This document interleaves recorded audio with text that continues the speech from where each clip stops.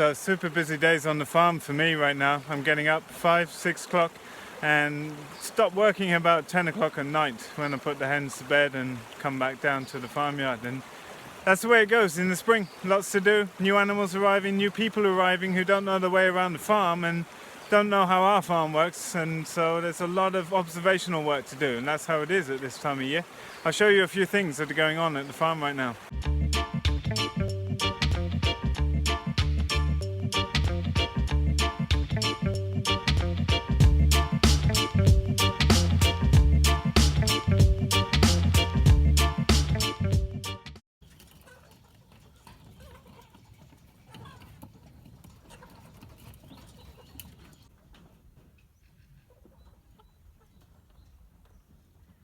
So the birds have had their first day on pasture, and surprisingly so many of them came out.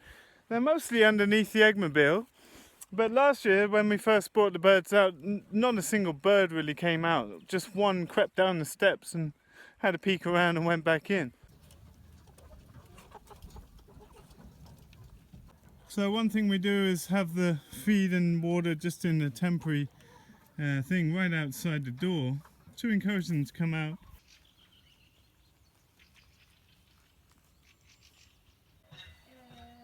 Fixing up silos.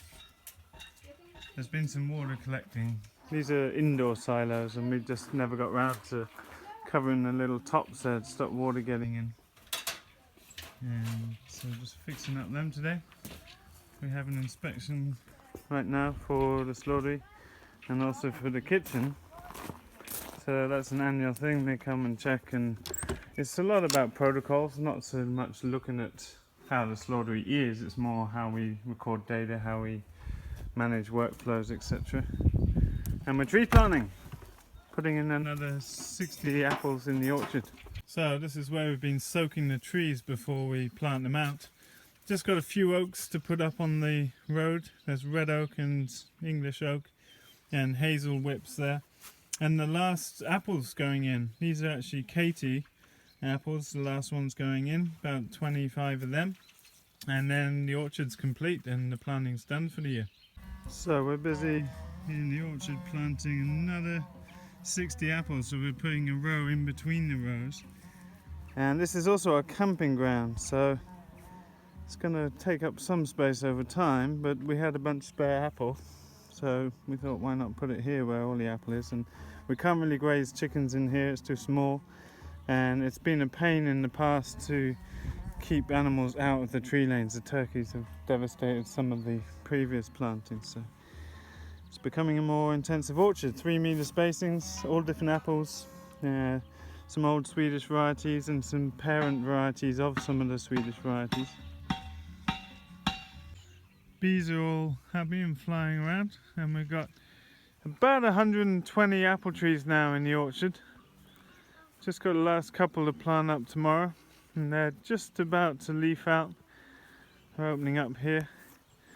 We bought these as young maidens that we can train in the way we wish. I think we haven't decided exactly how we want to manage this. As I said before, it's a camping ground as well, but it's not used for anything else. So we're thinking to really develop this as an intensified orchard a bit.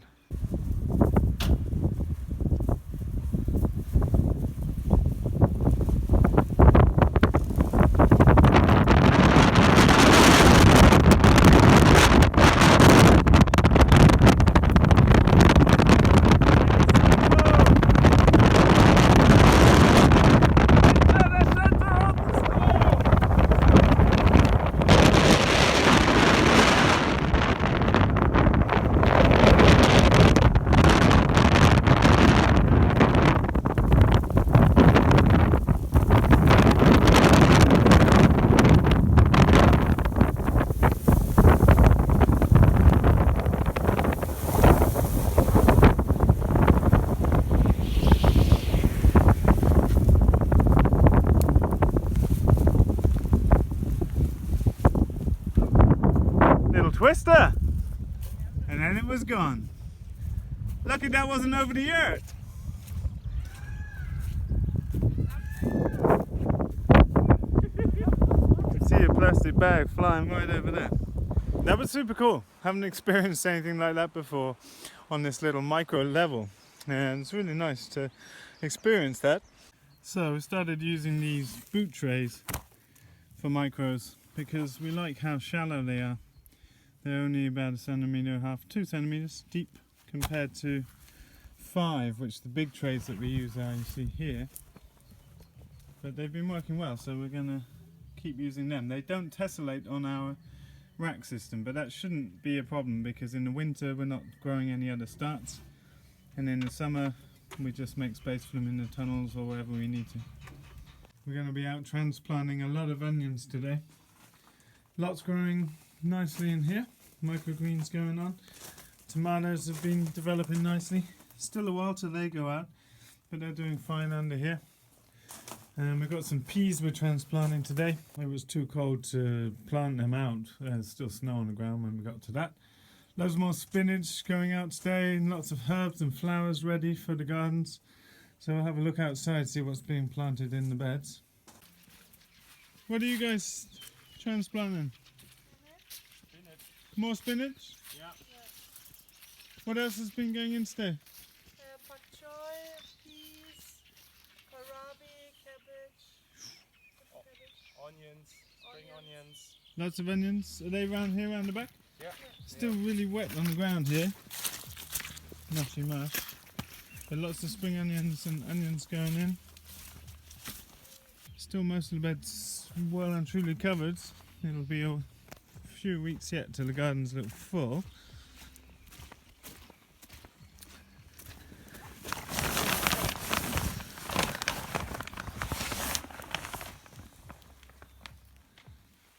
Things doing well in the tunnel. All the garlic's coming up really nice. And we've been doing onions over here today, and here's a rainbow over the top of our newly planted onions. Some really nice pak choy going in. And it's kind of winding down for the day. We're up to date with the garden calendar, we're up to date with tree planting.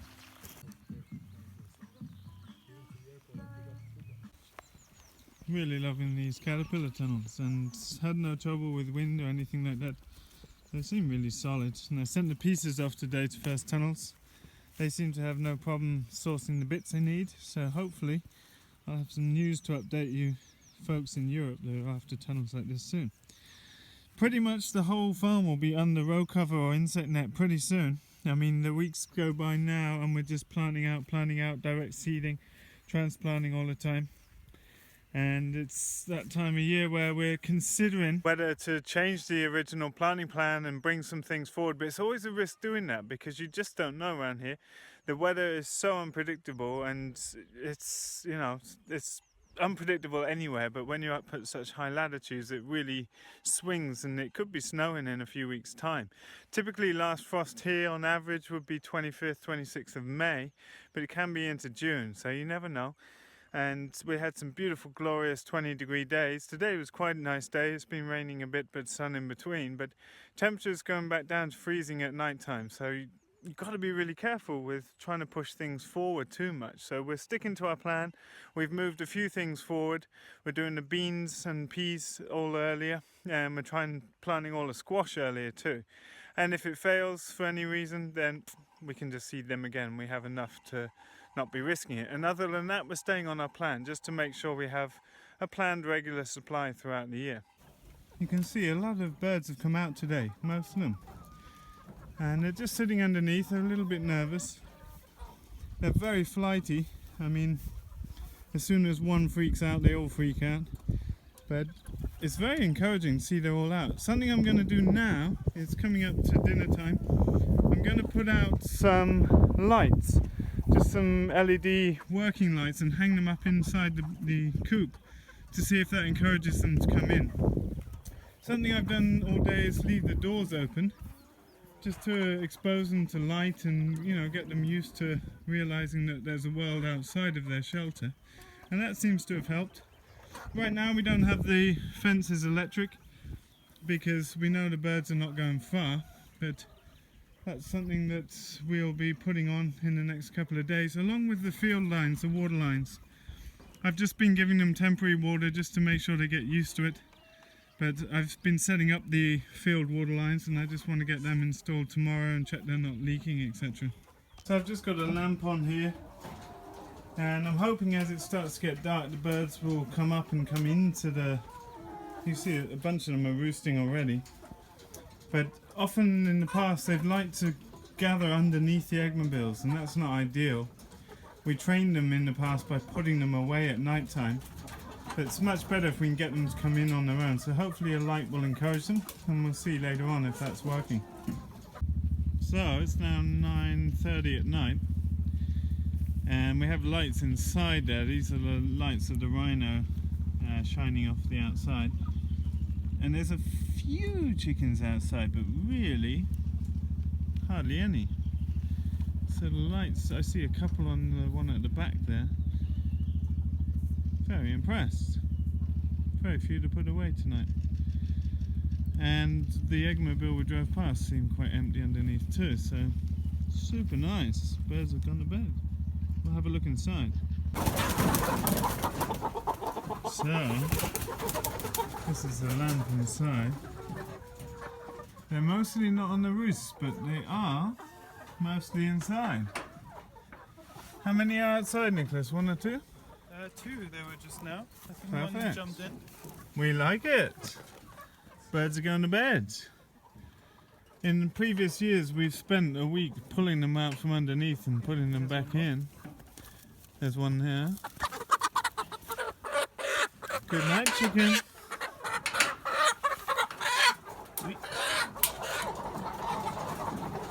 Perfect. Wow, amazing. So, 9:30, and it's a lot lighter than it looks on the film. But it's, you know, it's turning into night, and there's literally 2 or 3 birds under each one. Amazing.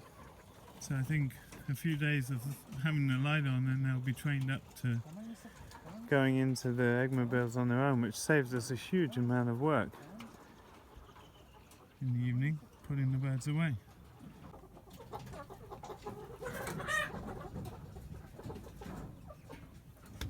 So, day 2 on pasture, and the birds have got the hang of it so fast. Last night we came up, and as you see, it was really great. All the birds were in pretty much, and we didn't have to really put any away. A couple here and there, but that's fantastic, and they're eager to come out this morning, and they're already extending their range away from the coop. It's nothing yet, but it's a great start for these birds. I've got the automatic water on now, and yeah, increasing their feed daily.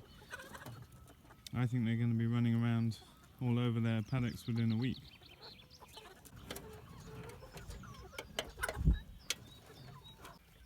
So it's now the evening, day 2, about dinner time, and you can see the birds are a lot comfier.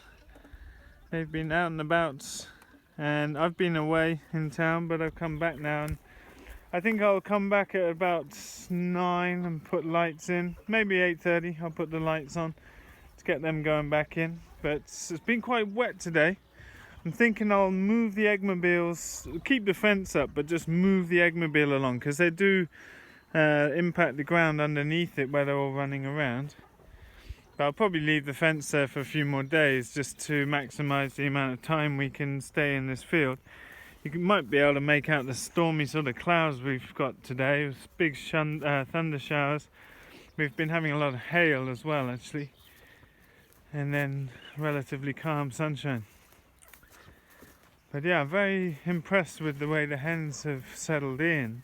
Very different to the last couple of years' flocks. So the buds are just coming on the blackcurrants, and trees are just coming into bud.